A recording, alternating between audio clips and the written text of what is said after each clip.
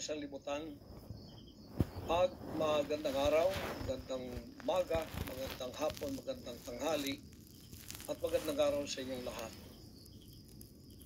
Ang pangungusap ko pong ito ay napakahalaga para sa lahat ng mga kababayan nating Pilipino na makikinig at manonood sa akin, although hindi nakikita ang mukha ko. Ito po si Pastor Apollo Kibuloy, ang appointed Son of God ng Kingdom of Jesus Christ, the name above every name. Sana po press conference ang tatawagin ko ngayon. Pero dahil nanganganib ang buhay ko, ay hindi po muna ninyo makikita ang aking pagmumukha. Ang akin lang po munang boses ang inyong maririnig. Mahalaga po ito na sasabihin ko sa inyo. Mga kababayan, mula po noong 2018, ako ay linigalig na at ang aking kongregasyon na walang dahilan ginawan kami ng kaso doon sa bansang Amerika. Sumunod kami sa batas.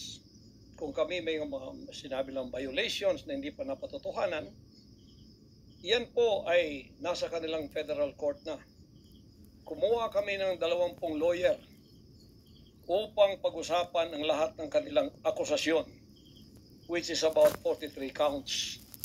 Lahat po yan ay mayroong 20 lawyers na nakatutok at mayroon na po kaming depensa. Naghihintay po ang aking mga lawyer sa Amerika at sa Pilipinas na simula ng trial. Mulang 2018, pinospon. Ginawang 2020, pinospon. Ginawang 2022, pinospon.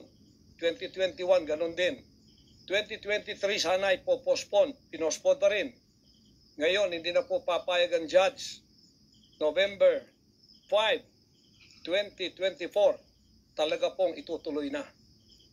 Ngayon, ako naman nandito sapagkat indicted din ako. Sealed indictment pa nga ng 3 taon, hindi ko alam ako indicted ako. So anytime pupunta ako doon, pupusasan na ako, hindi ko alam. Pero salamat naman sa Panginoon Diyos sapagkat hindi na ako pumalik doon at hindi nangyari yon. So dahil kasama ako sa kaso ng aking mga workers na mga 9 o 8 kami lahat, ako yung number 1 na principal. Okay lang, sapagkat ako naman ang leader ng kingdom at ako na talagang target nila.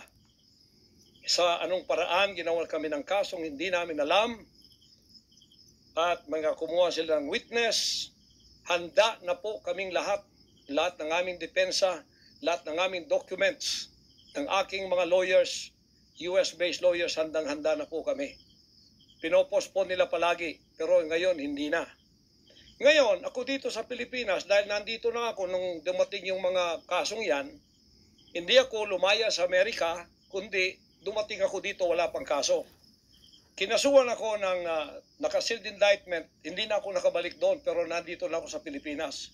So hindi po ako tumakas. Ngayon, dahil nandito ako, I will use my constitutional rights for extradition na siyang treaty ng ating bansa. Yan po ang iniintay ng mga lawyers ko dito sa Pilipinas at sa Amerika. Iniintay namin ang request ng US Embassy sa Department of Foreign Affairs. Hindi po dumating. Sapagkat kung yan pag-uusapan, i-endorse doon sa Department of Justice, wala rin doon. Hinintay namin para pag-usapan ang extradition treaty kung paano gagawin. Handa din po ako sa kasong yan kung ako'y ma-extradite pagkatapos mapag-usapan at nakadaan na kami ng Court of Appeals, Court of First Instance at Supreme Court. Kung ilang taon yon, dapat magtiis din sila. Hindi dumating yon, hinihintay ko hanggang ngayon. Wala pong request na ganon. Ngayon, eto po ang mahalagang ibabalita ko sa inyo. Mula noong 2018 hanggang ngayon, hindi na po kami mapakali sa ating sariling bansa. Nawala po ang aming kalayaan sapagkat kami dito ay sinosurveillance. Sinosurveillance ako dito sa Pilipinas ng CIA at ng FBI. Sarili kong bansa, ako po ay nagtatago sapagkat liligwakin ako ng ganun-ganun na lang. Walang extradition process na gagawin. Dumating po sa aming kaalaman sa mga sandaling ito from reliable sources. Correct me if I am wrong, but these are reliable sources na dumating sa akin na ayaw na raw po nila ng extradition treaty. Ang kanila daw pong gagawin ng CIA, ng FBI, ng US Embassy at State Department, kasabwat ng ating gobyerno, ng Pangulong Marcos at ng First Lady at kung sino pa man ang nasa gobyerno, ako ay rendition ng kanilang gagawin. Ang rendition, ang ibig sabihin po, anumang oras pwede lang pasukin ang aking compound at ako ay kidnapin. It's not only rendition but also elimination. If it is possible, pwede nila akong i-assassinate. So, nandun po sa dalawang yon, kidnapping or assassination. Killing talaga, murder. Yun po ang dumating na balita sa akin ngayon from reliable sources. Kaya, mulang 2018, alam na po namin na may gagawin sila. Hindi lang namin alam kung paano sapagkat ang iniintay namin ay extradition sapagkat yun ang treaty natin. Ngayon, ito pong gagawin nila dahil hindi na sila dadaan doon ay illegal. Kidnapping or elimination or assassination. Di po ba sa atang sariling bansa ang aking constitutional rights na wala na? Sapagkat ako po ay binigay na sa kamay ng mga banyagang ito ng ating sariling gobyerno ni Pangulong Marcos at ni First Lady Araneta Marcos. Huwag kayong magkaila kung totoo itong sinasabi ko. Angkinin nyo, kung hindi, i-correct ninyo ako. Sapagkat ang buhay ko ngayon ay nanganganib. Kahit mukha ko, hindi ko pwedeng ipakita sa inyo. Sapagkat ako ay binigay na ninyo sa kamay ng mga Amerikano. At gagawin nilang, gusto nilang gawin sa akin, sa aking sariling bansa. Ang aking 11 compounds, araw-gabi, sinosurveillan ng drone. Hindi po kami makatulog, hindi kami mapakali.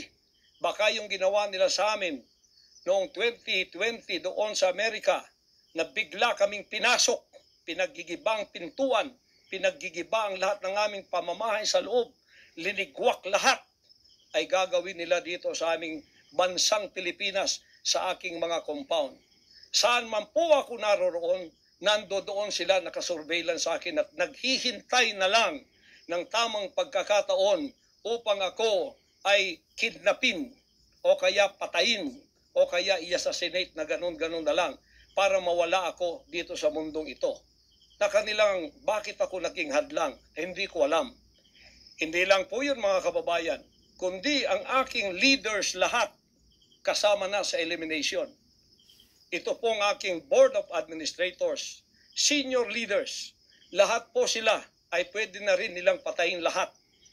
At pagkatapos hindi namin alam kung anong plano nila sa buong properties namin sa Kingdom Nation. Kahit bakit ganito sila kagalit at bakit ganito ang kanilang treatment sa akin na isang appointed son. Ang ministry ko po ay evangelizing the whole world with the Word of God. Hindi ko naman kasalanan ako'y maging kaibigan ng politikong tulad ni Pangulong Duterte, Vice President Sara.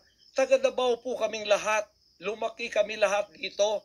Alam ko po ang aking mga kaibigan, sila.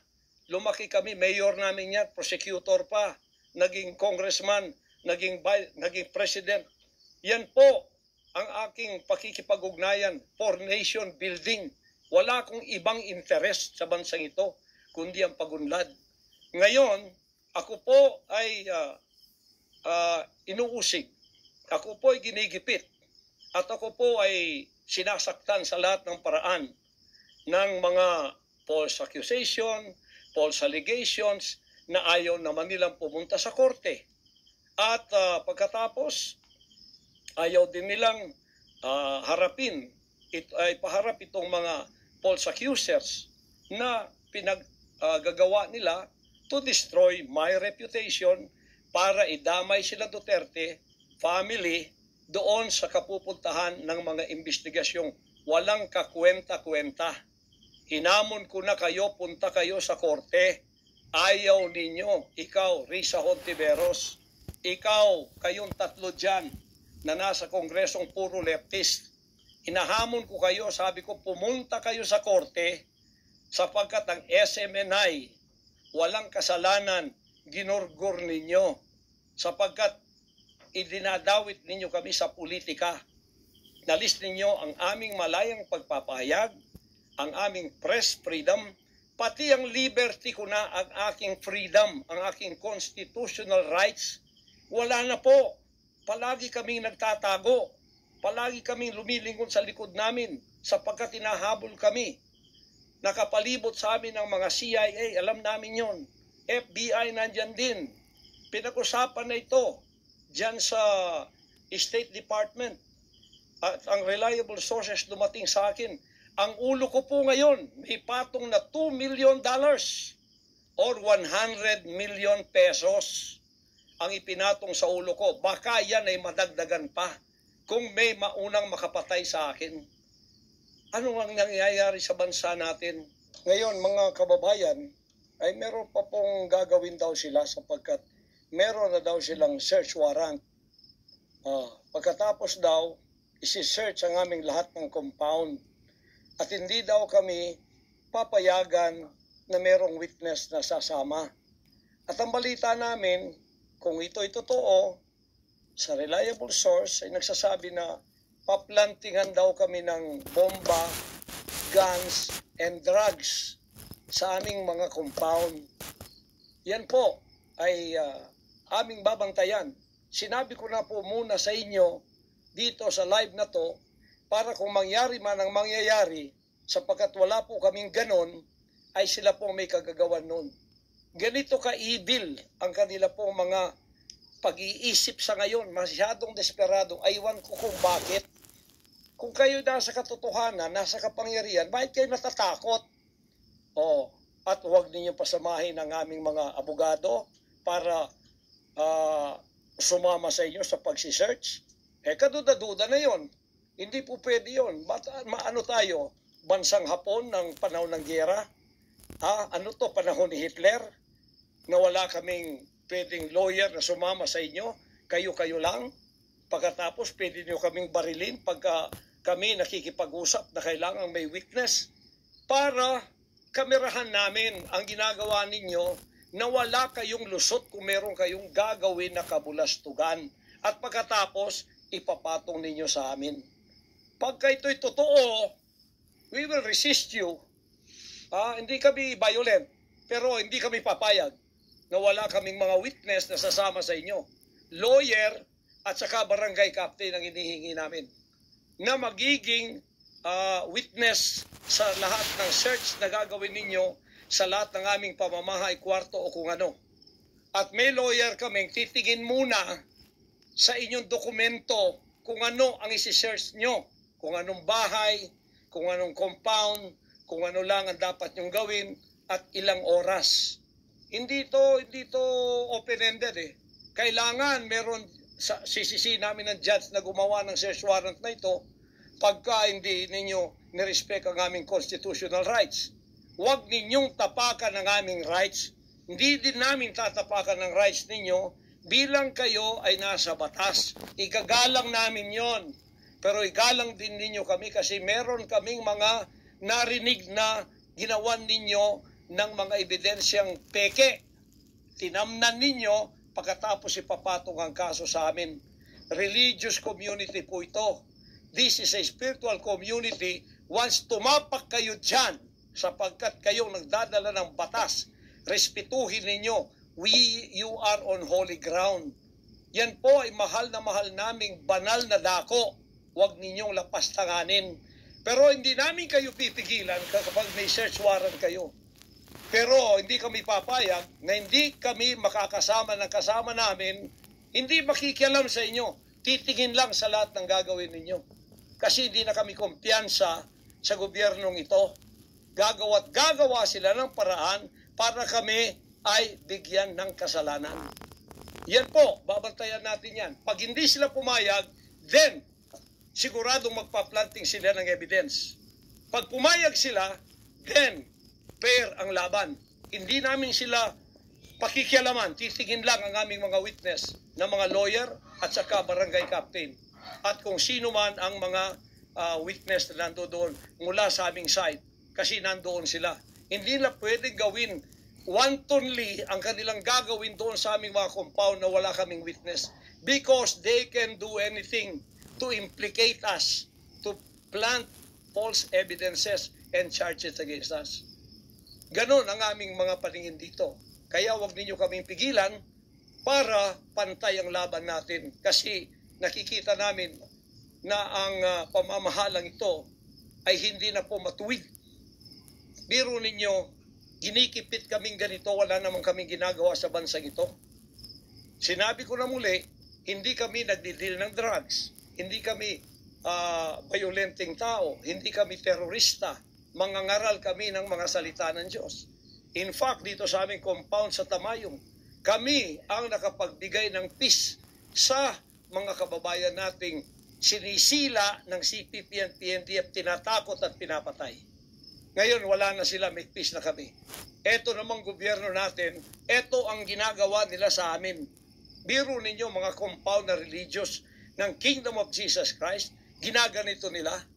Pero yung pagnanakaw nila sa gobyerno, wala silang sabi. Tiklop, bibig. Hindi sinisearch ang mga bahay na pinagbibili nila. Nagamit ang pera ng gobyerno. Anong klase kayo? Sige, gawin ninyo ang gusto ninyong gawin sa amin. Pero kami tatayo sa aming constitutional rights. Whatever happens. Tatayo ako sa kalayaan ko sa bansang ito na pinakamatyan ng aking mga national heroes. Yan mga kababayan, bantayan po natin. Hindi po ako magpaparesto sapagkat ako po ay siguradong papatayin. Kasi rendition na ang kanila, hindi na po extradition. Kaya wala na akong kalayaan at wala na po akong depensa sa sarili ko, kundi ang Panginoong Diyos lamang. Kung paano itinago ng Diyos si Elijah sa evil woman na si Jezebel, nang nagpakain sa kanya ay mga ibon na lang. Ganon din ang gagawin ng Diyos sa akin. Hindi ako ibibigay sa kamay ng masasama pag ganito ang pamamahala. It's an evil, unrighteous administration. I am telling you that. Bantayan natin to mga kababayan ko. 73 years na po ako. Magse-74 years na ako dito. Lahat ng administrasyon na daanan ko na. Lahat ng mga naging pangulo. Mula kay Diosdado Macapagal. Mula po sa maliit pa ako kay Magsaysay. Kay Carlos P. Garcia. Kay Diosdado Macapagal.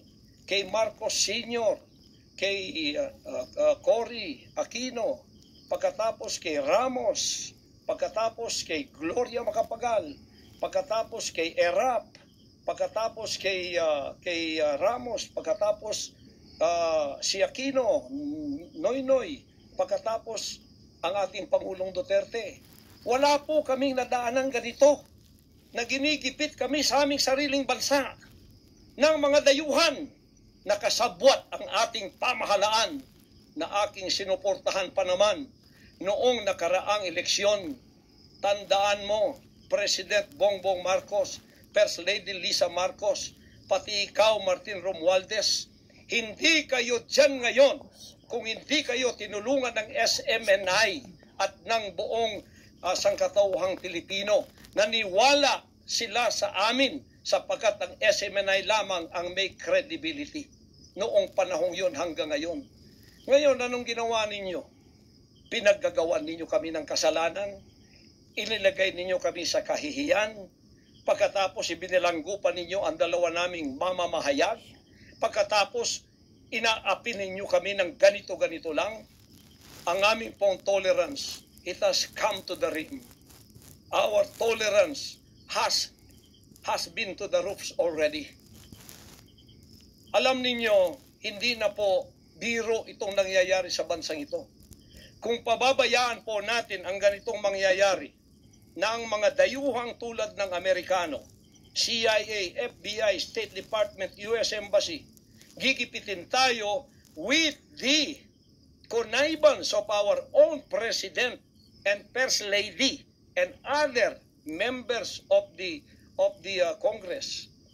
Kung pababayaan natin ito, nangyayari sa isang Pilipinong tulad ko na gumagawa ng kabutihan, trying our very best para makatulong kami. Humanitarian Children's Joy Foundation, dinemonize kami, kinriminalize kami. Biro nyo, ginagawa niyo dangerous criminal organization ang Kingdom of Jesus Christ. Buong sanlibutan ang akin pong 38 years na munga ng mga 6 hanggang 7 milyong kaluluwa na niwala sa katwiran at nagbago ang buhay. Ngayon, ganaganito niyo ako ng dahil sa inyong politika na ang aking itinataas naman ay mga lider na tama tulad ni Duterte. Kasalanan ko ba yun? Na maniwala ako sa isang lider na matuwid at akin siyang itaas. Pagkatapos ganito kayo kadesperado para ako'y patayin at ang lahat ng aking mga senior leaders papatayin din, hanggang yung mga leaders na pwede pang pagkatiwalaan papatayin ninyo. And then you take over all of our properties and compound. Pagkatapos, lilinlangin ninyo ang mga tao. Pagkatapos, magtatayo kayo ng sariling korporasyon. I-incorporate ninyo doon ang lahat ng properties na pinaghirapan, blood, sweat, and tears ng aking mga members all over the world. Tapos, biglang-bigla, ililipat ninyo doon sa inyong bagong korporasyon. At pagkatapos, itataas ninyo ang kamay ng isang tao tulad ni Bandari at sasabihin niyo, ito ang leader ninyo ngayon. Ano ang Kingdom of Jesus Christ? Political government? Hindi po ganon. Mangyari ng mangyayari. Hindi po papayagan ng Panginoon Diyos ang mga bagay na itong nangyayari sa ating bansa sa mga sandaling ito. Kung ako, mabuting tao, kung ako nangangaral ng katuwiran, kung ako tumutulong ng kusang loob at hindi nagpapautang loob kanino man, ginaganito ako. Sino pa kaya kayo, mga kababayan ko? Bumukas na po ang mata natin. Magkaisa na tayo at alisin ang evil administration na ito na siyang ginagamit ng masamang espiritu upang ang kadiliman ay bumalot sa buong bansang Pilipinas. Alam ko, mahal ninyo ang Pilipinas, mga Pilipino. Naghihintay lang tayo ng tamang pagkakataon. Meron pa bang ibang pagkakataon? Tingnan niyo nangyayari sa Kongreso. Tingnan niyo yung korupsyon. Tingnan niyo yung droga. Mismong ating presidente, mismong kanyang pamilya, inakusahang druggists, inakusahang mga drug addicts. Wala tayong ginagawa. Mismong Pangulong Duterte na nagsabi niyan. Mismong naririnig natin araw-araw, durugista siya. Pagkatapos, kami pa ngayon ang inaapi-api sa aming paglilingkod. Pagkatapos sila ay mga kriminal na nakaupo dahil may kapangyarihan. Kami ngayon ang liligwakin nila. Hindi ba yan karumal-dumal sa harap ng ating Panginoon Diyos? Hindi ba yan ay isang pamamahalang hindi tama? Si Nebukadnezar, pinakain ng damot, ginawa siyang hayop. Ang kanyang anak si Belshazzar, nakakita ng handwriting on the wall. Pagkatapos, inalis ang kaharian sa kanya at ibinigay kung sino ang magiging matuwid na haharap sa Panginoon Diyos. Anong tingin ninyo sa akin bilang pastor? Dinemonize. Ang reputasyon ko, pinagsisira. Ngayon, hindi na ako buhay. I am a living dead. Kung wala Panginoon Diyos sa akin, pinatay na ako sapagkat lahat ng gadgets nasa sa kanila. Lahat ng gadgets ng Amerikanong yan nasa sa kanila. CIA, FBI, at sino pa ang kanilang mga galamay dito na pinagbibili na nila. Ako, hindi ako drug lord. Ni minsan hindi ako nakatikim ng droga. Mulang-mula pa, inialay na ako ng aking ama na maging isang ministro ng banal na kasulatan. Hanggang ako'y lumaki, hanggang ako'y naging 74 years old, hindi ko po na-enjoy ang aking kabataan sapagkat hindi ako nagliwaliw. Ako po'y nangaral. 50 years na akong nangangaral. 38 years in the kingdom ministry. Ni isang sigarilyo hindi tumama sa bibig ko. Ni maliit na bisyo hindi ko pinasok. Ako po ay hindi nag-asawa. Ngayon, inaakusahan ako ng napakaraming babae. O, ito po ang kasalanan ko. Pinayaman ako ng Panginoon Diyos, akala nila sa akin. Single ako, kaya pinag-aagawan ako. Pagkatapos na ako ay maghihindi, mapapahiya, ibabaliktad nila sa akin. Yan ang tinatawag kong Potiphar's wife syndrome. Oh, hindi po ako nagsasalita ng ganito kasi mapahiya ang mga babaeng yan. Oh, nag-aagawan sila. Mahirap man sabihin. Pinag-aagawan nila ako dahil nananawagan sa mga magulang. Mayaman na tayo pag nangyari ito. Sabi ko hindi mangyayari yan kasi dedicated ako eh. Oh, napahiya, ngayon binayaran at ngayon binabaliktad ang lahat ng istorya. Mahirap pong sabihin ko ito kasi masisira ka lang pagkababae. Napilitan lamang ako sapagkat ang buhay ko po ay nanganganib. Anytime pwede na akong kidnapin kung nakita ang aking lair, ang aking hideout. Anytime pwede na akong ligwakin. Ang aking mga BOA leaders, hindi na po natutulog sa compound. Kung saan-saan na lang po mga membro kami natutulog.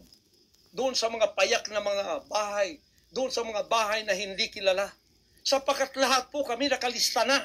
Napapatayin, gugurgurin. Wala po silang takot kasi nasa kanila daw ang kapangyarihan. Mahal kong kababayan, nagtatago ako sa sariling bansa. Sariling mga compound namin na pinaghirapan. Hanggang kami na ako saan nagpapalimos. Pero yung amin pong sinusulisit, tingnan ninyo ang humanitarian na ginagawa namin. Ni 5 wala kaming ninanakaw. Yung mga volunteers ko, walang sweldo. Araw at gabi. Sapagat nakikita namin ang mga kabataang Pilipino, pinabayaan ng mga politikong yan. Kami po nagsasacrifice para mapakain sila, mapaaral, na wala pong bayad. Pagkatapos, ang kababayan nating naliposta, kalamidad, walang tumutulong. Kung may tumutulong man, politika at may kabayaran. Nagtitiis po kami sa mga pag-aliposta. Sa paninira, inaangkin namin yung kasi malaki ang ganti namin sa langit. Ngunit pagka nakasalalay na ang ating mga kalayaan, lalo na sa kamay ng mga banyagang ito, na wala naman tayong ginawang masama sa kanila, tumutulong pa ako sa Amerikang yan. Nagdodonate ako doon sa malalayong lugar tulad ng Apalachian na hindi nakapag-aral ang mga bata. Bumili kami ng napakalaking library para sila'y makapag-aral. Mga Amerikano po yan. Kinikilala ba nila yon?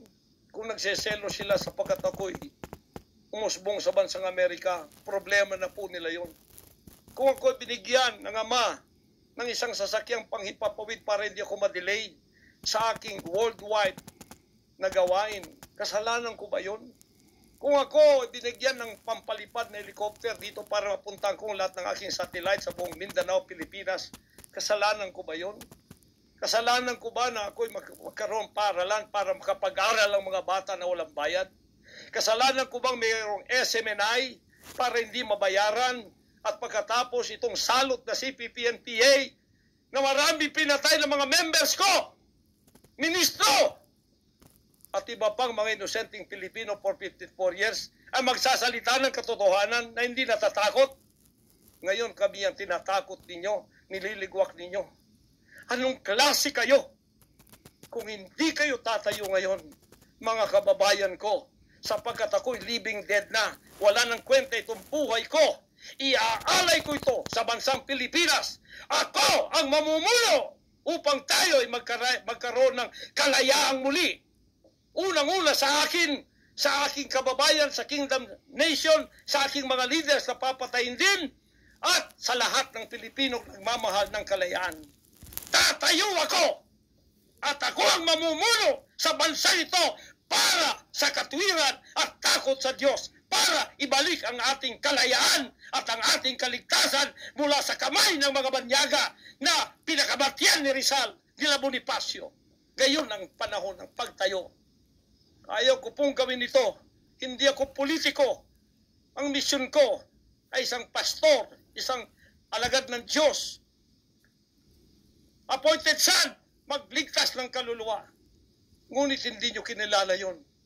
At ngayon sinisikil ninyo ang aming kalayaan na ma-enjoy namin ang labor namin for 38 years. Blood, sweat, and tears.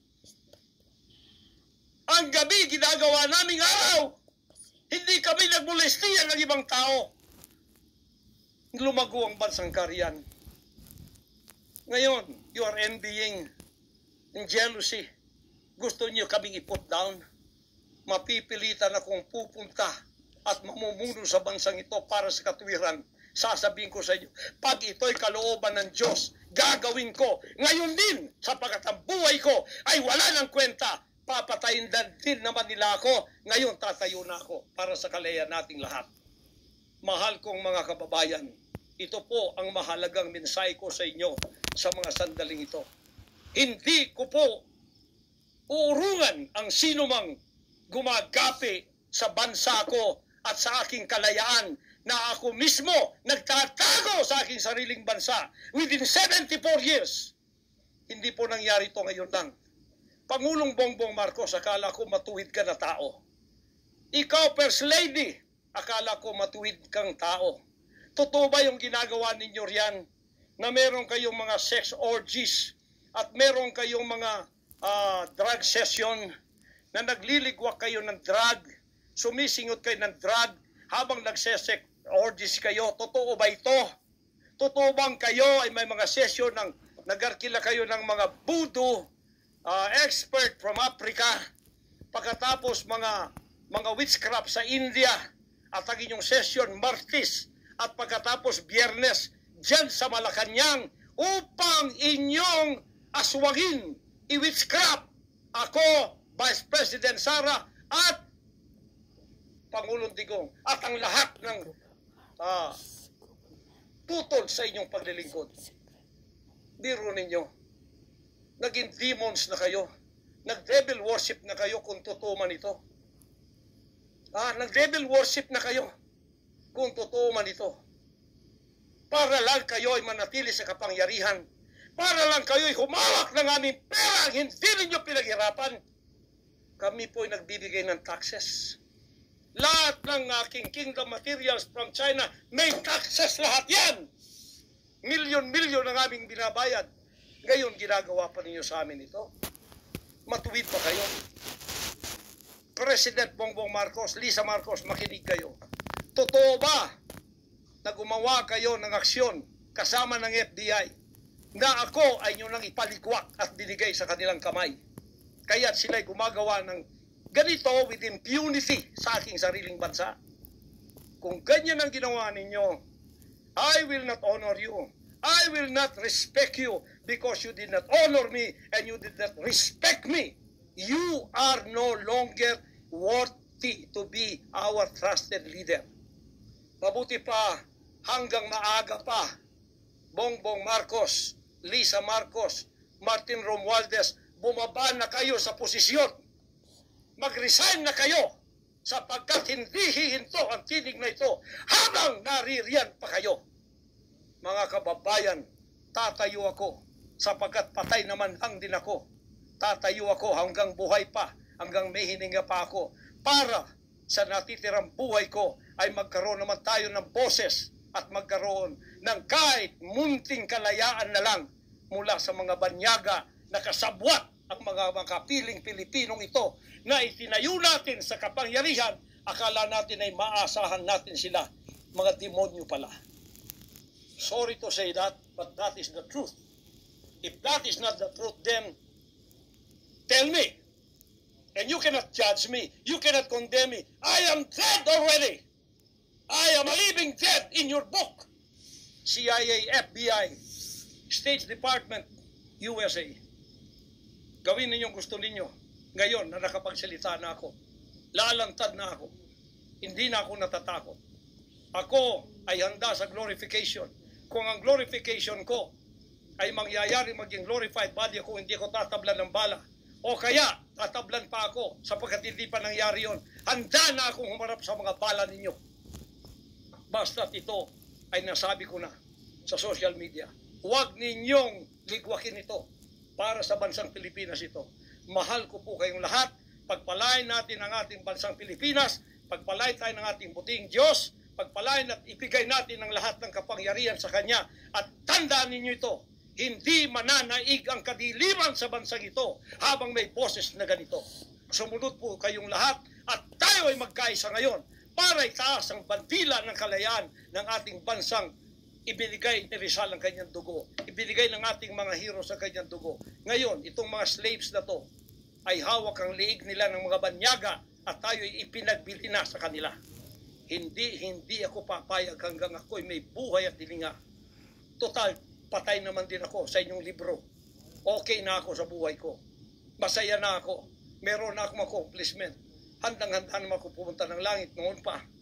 50 years ago, I was ready to go to heaven because I have been there thousands of times and I saw my mansion there.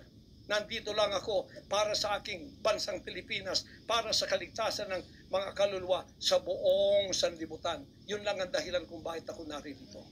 Pero natatakot mamatay? Hindi po. Sapagkat ako'y nasa Kanya at siya'y nasa akin. Ano man ang mangyayari sa akin tulad ng aking amang si Jesus Christ, ipinako sa krus, ay handa po akong mag-alay na aking buhay sa isang worthy cause na sinasabi ko dito. Magandang gabi po, magandang araw sa inyong lahat. Hanggang dito lang, pagpalain tayo ng ating dakilang Ama. Sa Kanya lahat ang kapurihan at ang kapasalamatan at ang kaharian magpakailanman ay mananaig dito sa ating bansa at sa buong sanlibutan. To God, our Jesus Christ, be the glory forever. Amen.